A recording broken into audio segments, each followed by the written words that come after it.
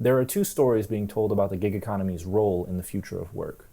The first is a story of liberation. The second, a story of exploitation. Both stories rely on firms classifying workers as independent contractors, which is a legal distinction that has mixed implications for the workers. In the first story, independent contractor status liberates gig workers from strict employee contracts, giving them more control over the time and location of their work, as well as the type of work that they do.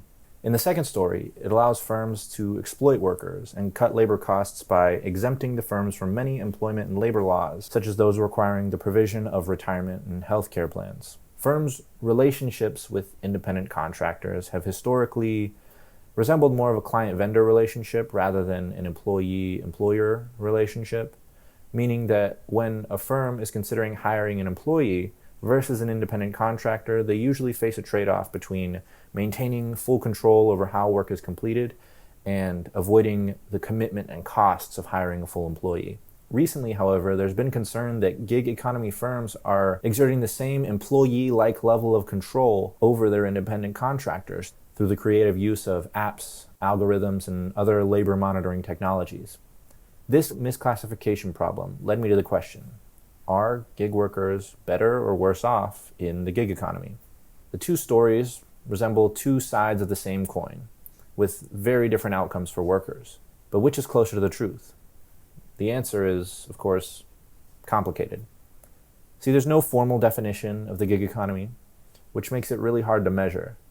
Popular sources you'll find estimate that it makes up about 36% of the US working population, but these estimates rely on source data from two different types of working arrangements: contingent and alternative work. Workers in these arrangements have short-term, temporary, and/or unpredictable schedules, and are legally classified as independent contractors, which makes them attractive to those studying the gig economy. The issue is that when researchers substitute contingent and alternative workers for gig workers, they can easily overestimate the size of the gig economy. For my research, I didn't simply group all short-term or temporary workers together. Rather, I looked specifically at gig workers in internet-enabled firms. I chose this narrower specification because if gig economy firms were misclassifying workers as independent contractors, the primary way they'd be able to maintain that standard of quality in their services is through some internet-enabled function. For example, Uber without the internet is just a taxi company. But we don't think of taxi companies as part of the gig economy. This is because contingent and alternative workers do not necessarily equate to gig workers. Rather, gig work is a relatively new type of contingent or alternative work arrangement.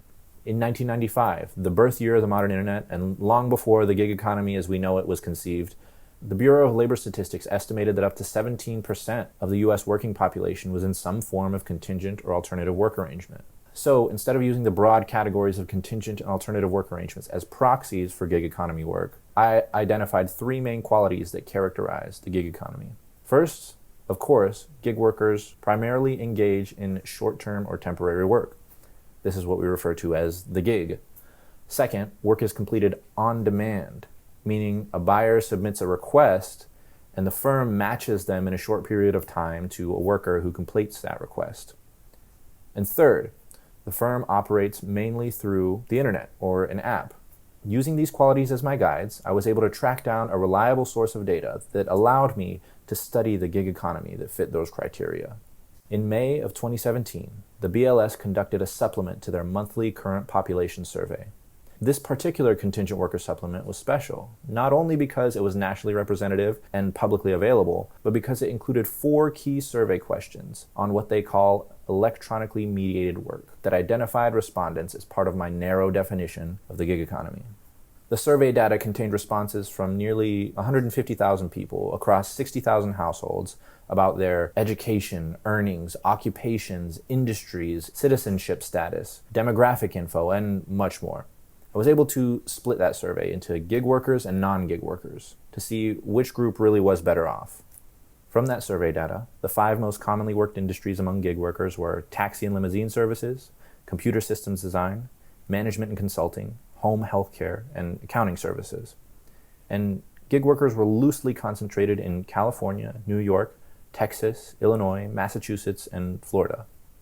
Based on this map, we would expect to see gig workers clustering around major metropolitan areas in those states. And this is based on 2017 data, so more recently we might see additional clustering around metro areas like Salt Lake City, Utah, Seattle, Washington, and Raleigh, North Carolina. These concentrations of gig workers would support the claim that gig economy firms are heavily reliant on internet-based technologies, as they would tend to cluster around tech hubs. However, we would need to view this map at a more specific granular level, such as county or metropolitan statistical area, to confirm those concentrations. So, after understanding where gig workers were and what industries they worked in, I wanted to see if gig workers earned less than traditional workers. By taking the average weekly earnings of gig workers compared to non-gig traditional workers, I found that gig workers earn about $143 less per week. But after controlling for education, location, and specifically industry, among other factors, that difference shrunk to just under $100.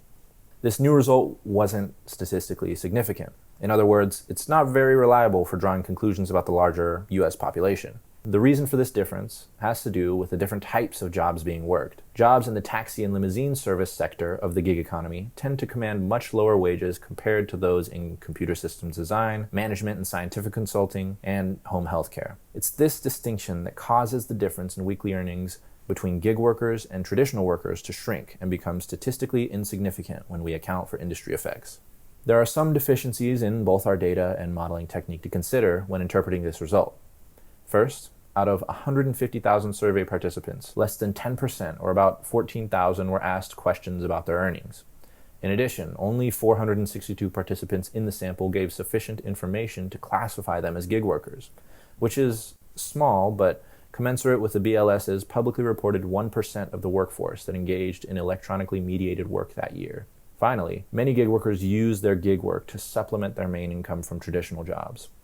Earnings information in this survey measures an individual's total earnings, which is the sum of all their income sources.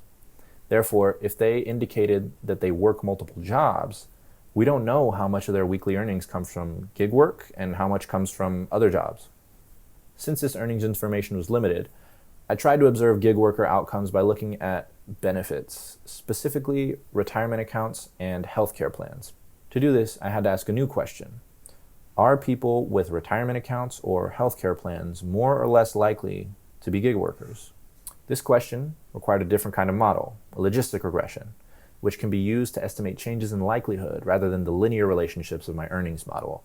Using the new model, I found that having healthcare was associated with a 5% decrease in the likelihood of being a gig worker, while having a retirement account was associated with a 1% decrease in the likelihood of being a gig worker.